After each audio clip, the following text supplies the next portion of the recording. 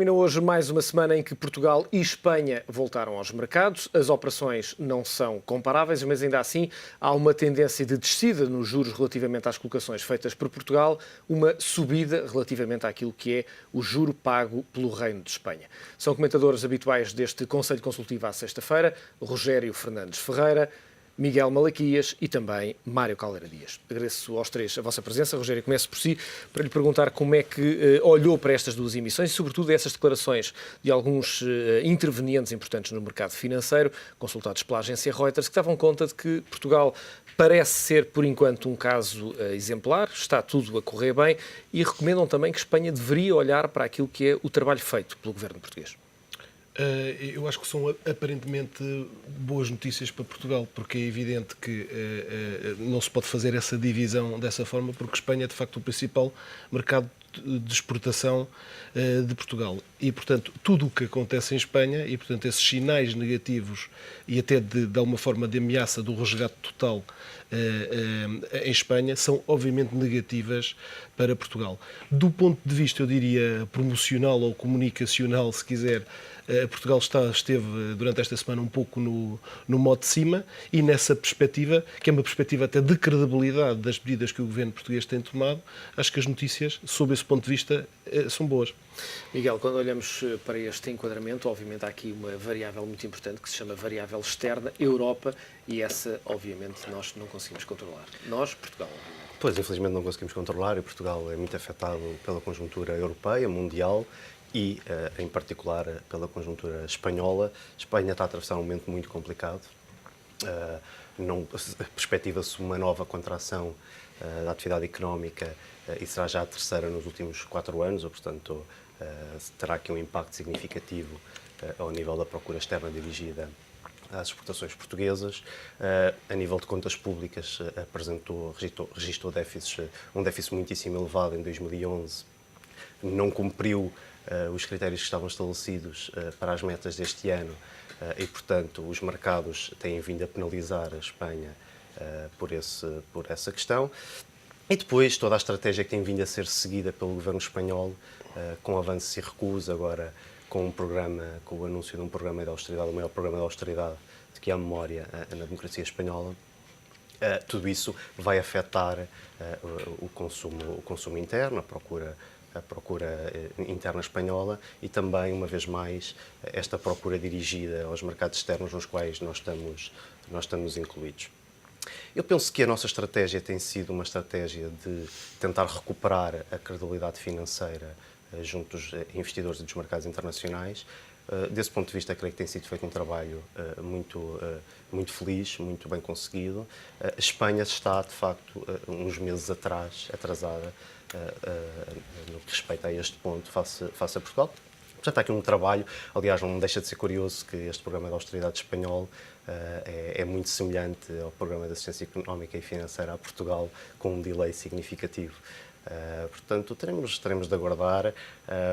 No entanto, voltamos sempre ao ponto de partida, que é a Europa tem vindo a tomar decisões e passos, do meu ponto de vista, corretos, a um ritmo muito lento, mas passos corretos, para resolver os problemas a médio e longo prazo, mas no curto prazo continuamos aqui, de facto, com este aquecimento da conjuntura europeia, que não é resolvida, e, do meu ponto de vista, uma vez mais, como tenho vindo a insistir, creio que o BCE terá de ter um papel mais ativo para estabilizar, garantir a estabilidade financeira no curto prazo.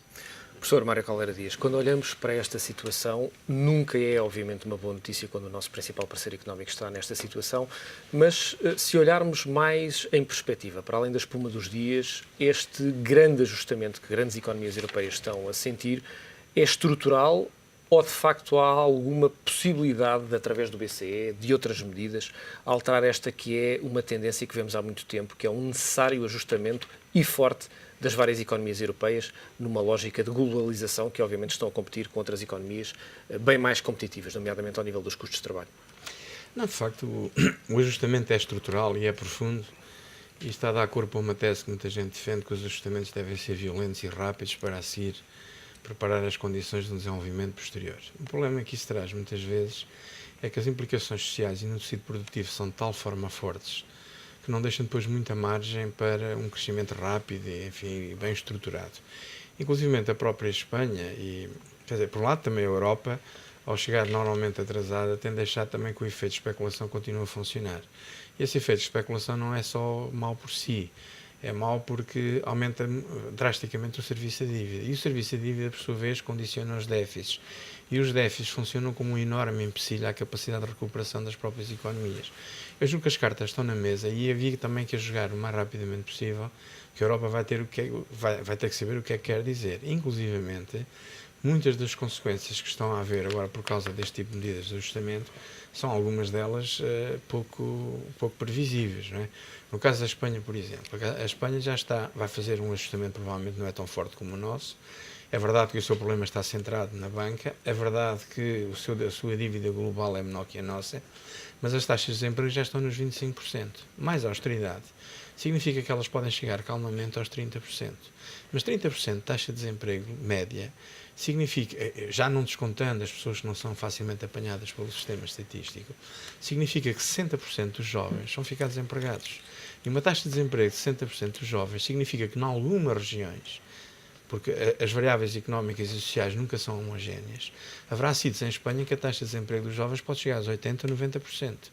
Eu não sei até que ponto uma estrutura social, e sobretudo uma estrutura social politicamente autonomizada, como é a da Espanha, vão aguentar muito tempo este tipo de efeitos. Não é? Portanto, são efeitos dramáticos. Não é? Provavelmente nós não os conseguimos avaliar em toda a dimensão porque reduzimos o desemprego a duas coisas importantes. Primeiro, o desemprego é sempre o mais importante, mas depois, na prática, funciona como uma variável de ajustamento. Primeiro é preciso resolver os problemas económicos, depois logo se vê, não é?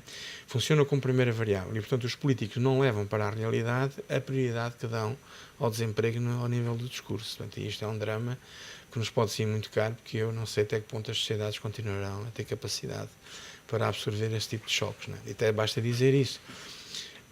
A diferença entre a perspectiva individual e a perspectiva coletiva de grandes números é de tal forma diferente que podemos traduzi-la naquela frase que diz que para uma pessoa desempregada o desemprego é sempre 100%.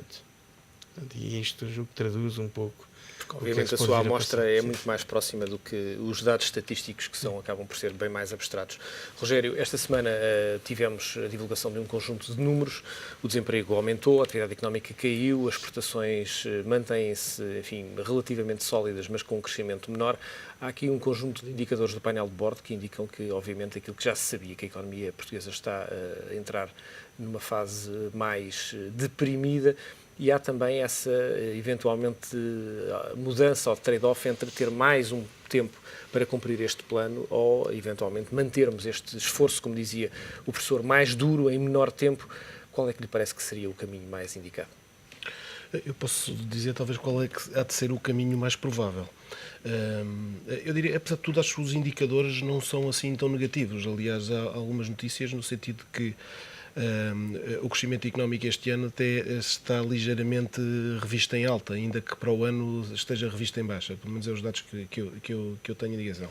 Agora, o que me parece o que será provável, há alguma abertura até nessa perspectiva, pelo menos de uma das partes da Troika, ou seja, do FMI, no sentido de poder haver aqui alguma dilação, digamos, alguma extensão do déficit previsto para este ano, designadamente. Seja como for, eu por acaso até estou aqui a fazer a associação com uma entrevista que li hoje de manhã no Sol do professor Cavaco Silva, com o qual nem sempre estou de acordo, mas de facto acho que nesse aspecto ele tem razão e chama de facto a atenção para o facto mais importante do que a percentagem do déficit é de facto pôr o acento tónico nas políticas estruturais, porque digamos o déficit é depois uma consequência das políticas que são adotadas.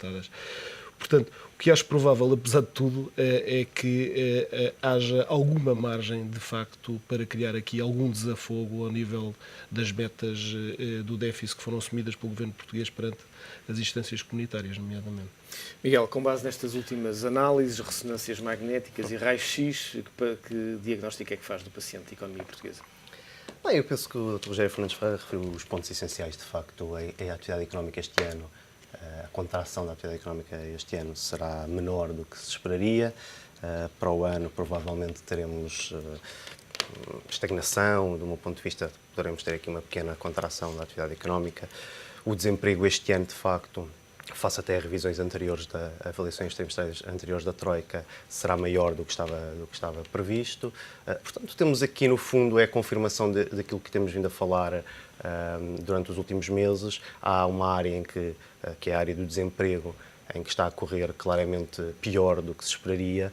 No resto, grosso modo, o programa está a ser cumprido, mesmo ao nível das contas públicas, em que muito dificilmente atingiremos o target de 4,5% do PIB para este ano. Há um controlo significativo do lado da despesa, não cumpriremos muito provavelmente por via da evolução das receitas fiscais e das contas da Segurança Social e, portanto, em face disto, em face do esforço coletivo que os portugueses estão a fazer, tendo em consideração esta realidade social que não é de todo despicienda, também o número de insolvências a que temos vindo a assistir, eu estou convencido que as entidades internacionais terão a sensibilidade e o bom senso de permitir aqui alguma flexibilização das metas para o déficit para este ano, tendo também em consideração a conjuntura internacional e que provavelmente Espanha já teve mais um ano para atingir a sua meta para o déficit, Grécia provavelmente tê-lo-á também, e, portanto, em face de tudo isto, o cenário mais provável, concordo em absoluto, será uma flexibilização das metas para o déficit deste ano. Miguel, colocava aqui uma questão que é, quando falamos do efeito de um ano, em termos práticos, o que é que esse efeito de alargar o prazo em um ano poderá ter na flexibilização das metas?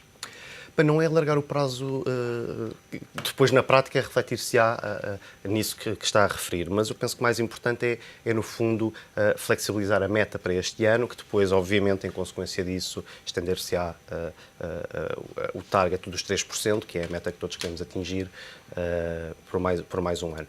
O efeito prático, penso que se a proveniência dessa flexibilização a partir das entidades internacionais como forma de premiar o esforço que tem sido efetuado por todos nós portugueses. Penso que a nível de credibilidade, a credibilidade portuguesa não será afetada. Em termos práticos e em termos económico-financeiros, de facto existirá aqui um pequeno gap que terá de ser, que não estava previsto e que terá de ser financiado, portanto aumentar-nos-á ligeiramente o rácio da dívida pública, porque se tivermos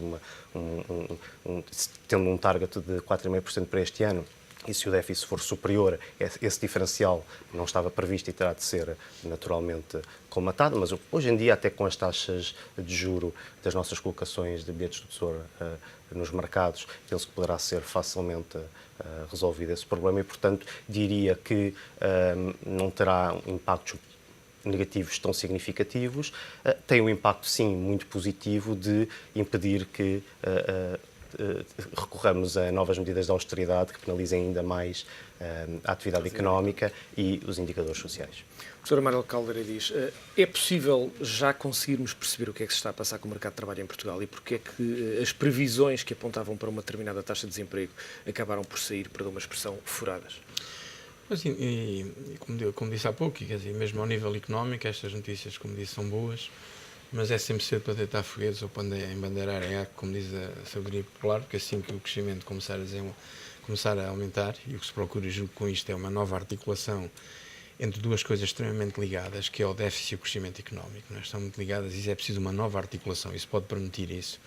Mas é preciso ver quando isto crescer, para chegarmos já à questão da variável emprego, as exportações vão ressentir-se da falta de investimento que tem havido e as importações vão ficar rapidamente coladas ao aumento do consumo privado, do consumo público, inclusivamente do próprio processo de crescimento económico, porque normalmente as importações são um parâmetro do crescimento do produto. Depois, como disse, o mercado de emprego tem vindo a ser, que para já, a estatística que temos de desemprego, como tenho vindo a dizer, há duas formas de ver a questão da diminuição do desemprego, que é diferente. Uma é pelo crescimento do emprego, pelo crescimento do emprego superior à produtividade. A outra é exatamente pela passagem da população para a população inativa. A forma como os inquéritos são estruturados, embora sejam perfeitamente transparentes e claros, não há aqui nenhuma manipulação, são feitos de molde a que uma parte da população, à medida que se prolongam as dificuldades no mercado de trabalho, vai passando para inativa. De facto, há pelo menos duas categorias de inativos que têm crescido enormemente. São taxas entre os 30% e os 50%. São os disponíveis, são pessoas que na última semana anterior ao inquérito não procuraram nessa semana, e os desencorajados, que são as pessoas que desistiram porque acham que não têm condições de encontrar um emprego no mercado de trabalho. E essas pessoas, em conjunto, são cerca já de 40% do desemprego, por sua vez, é 600 e tal mil pessoas. Portanto, este facto é um facto significativo. Agora, e no mercado de trabalho isso vai continuar a acontecer, acompanhado, portanto, da quebra das próprias capacidades das políticas passivas. Na medida que o desemprego tem determinantes estruturais, aquilo que nós podemos perceber claramente, e não vale a pena também ser excessivamente otimista nesta matéria, é que, tirando o efeito de amortecimento que é provocado por esta inativação, todas as determinantes apontam no sentido de um crescimento sustentado do desemprego nos próximos tempos. Porquê? O consumo público não vai crescer muito, o consumo privado também não. As exportações vão crescer um pouco, é a procura externa, mas estão longe de resolver o problema. E se analisássemos todas as componentes da procura agregada, verificávamos que nenhuma delas vai ter um dinamismo de tal forma forte para que o crescimento do emprego venha do lado da sustentação da procura agregada. As reformas estruturais demoram um tempo a produzir efeito, não é? Portanto, aquilo que me parece é que não há nada que nos permita ser otimistas em relação à evolução do mercado de trabalho. Que quem me dera detectar sinais convincentes, estruturais, de médio prazo, permitissem dizer, isto vai acabar e o desemprego... Como disse, o facto do emprego começar a crescer não significa que o desemprego comece a baixar, não é? Porque muitas desta gente agora que está desencorajada, assim que houver sinais de retoma, vão reaparecer no mercado de trabalho. E fazem, obviamente, é aquilo que se chama a flexibilidade conjuntural das taxas de atividade.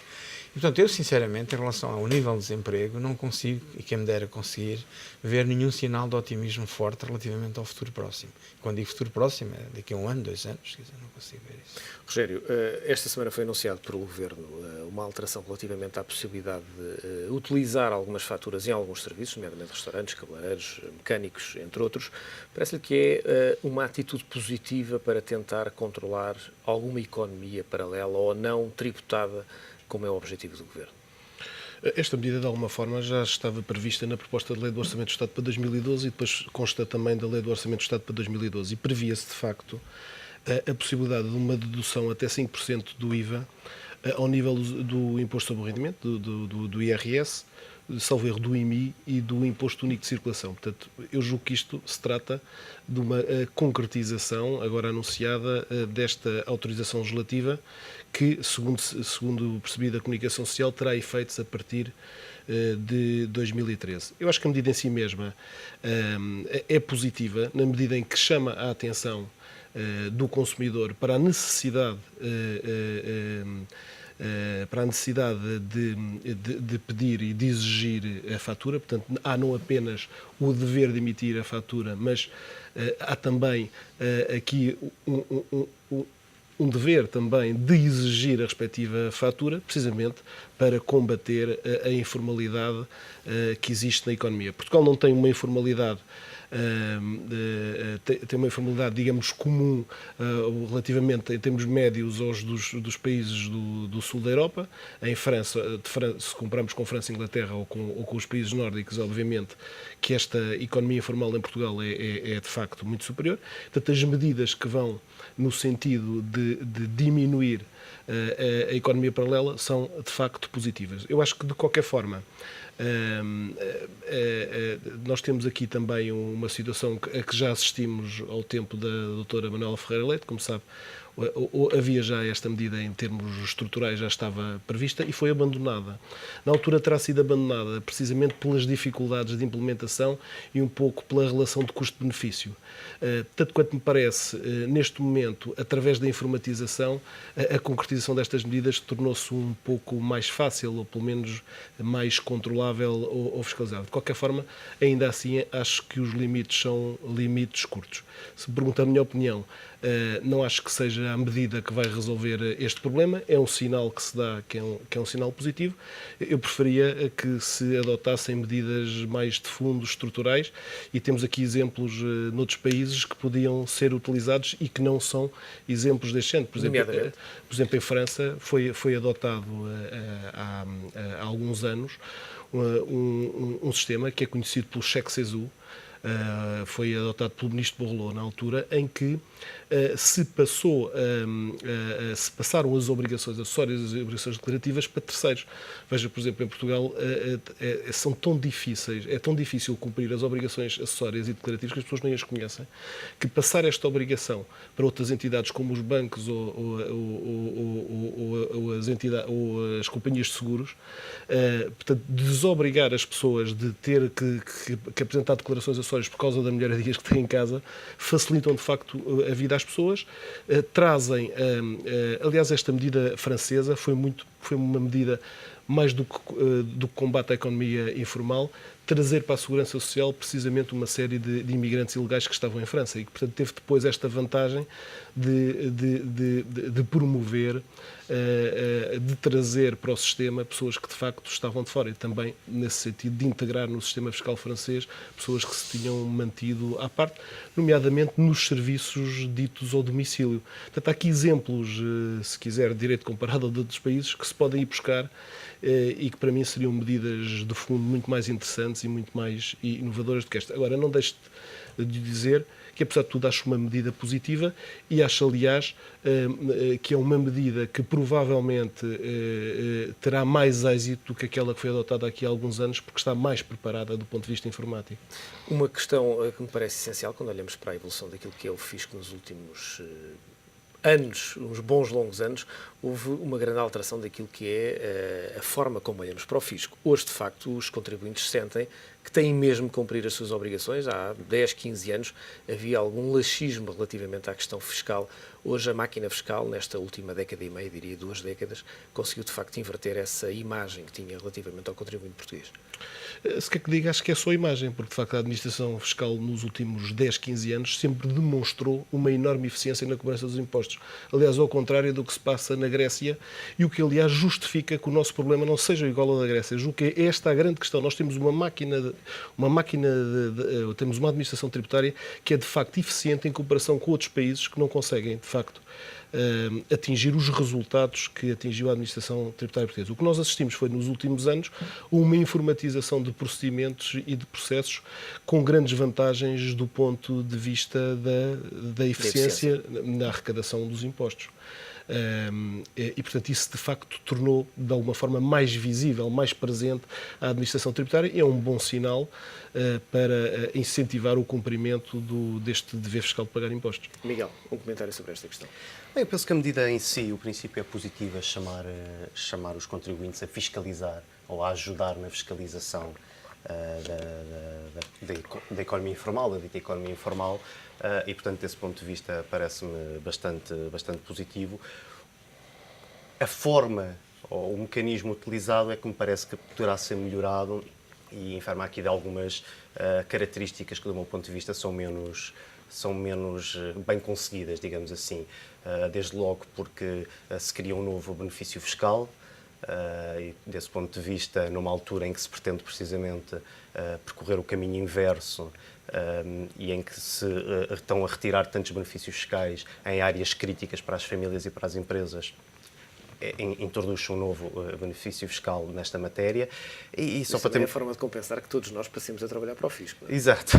Mas há aqui depois também um aspecto importante. No último relatório da Troika, da quarta avaliação trimestral, há uma caixa muito interessante, um trabalho elaborado pela Autoridade Tributária, pelas Finanças, em que revela pela primeira vez que Portugal, nos anos anteriores, o montante de benefícios fiscais nos anos anteriores era substancialmente superior a 10 mil milhões de euros. E para este ano estima-se qualquer coisa como 9,6 mil milhões de euros. E, portanto, eu acho que a mensagem que deve passar é precisamente de simplificar o sistema, reduzir benefícios fiscais e tentar, logo que possível, baixar as taxas. Este é um sinal que vem um bocadinho contrariar esta tendência que eu preferia e que desejaria para a economia nacional. Depois também há outro aspecto que é, de facto, o montante de consumo necessário para se alcançar o total do benefício é muitíssimo elevado. as famílias portuguesas teriam de consumir qualquer coisa como 2.200 euros por mês, o que de facto fica muito acima dos salários médios da economia. Há muitos agregados fiscais na economia portuguesa que não têm esse rendimento mensal e, portanto, também passa aqui uma mensagem que só pessoas com mais rendimentos conseguem o benefício máximo e, portanto, eu acho que é um mecanismo que poderá ser melhorado. Poder-se ter criado aqui algo bastante mais simples, como sortear, eu sei que é folclórico, mas já acontece em alguns países sortear automóveis elétricos, por exemplo, mensalmente, e, portanto, as pessoas tinham aqui já um incentivo de forma muito simples a pedir a fatura nos estabelecimentos ou nos serviços que aqui estão abrangidos. Professor, nos últimos 30 segundos que nos restam.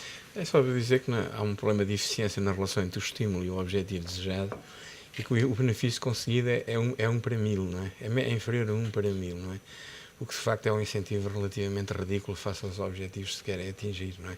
Portanto, o pobre contribuinte, mesmo quando estende a cenoura, não é uma cenoura, é apenas um bocadinho da casca da cenoura, não é? E mesmo assim a cana é muito longa. Verdade. Portanto, Mário Caldeira Dias, Rogério Fernandes Ferreira, Miguel Malaquias. É sempre um prazer contar com o vosso lúcido comentário. Fica por aqui o Conselho Consultivo. Desejo-lhe um bom fim de semana. Até lá.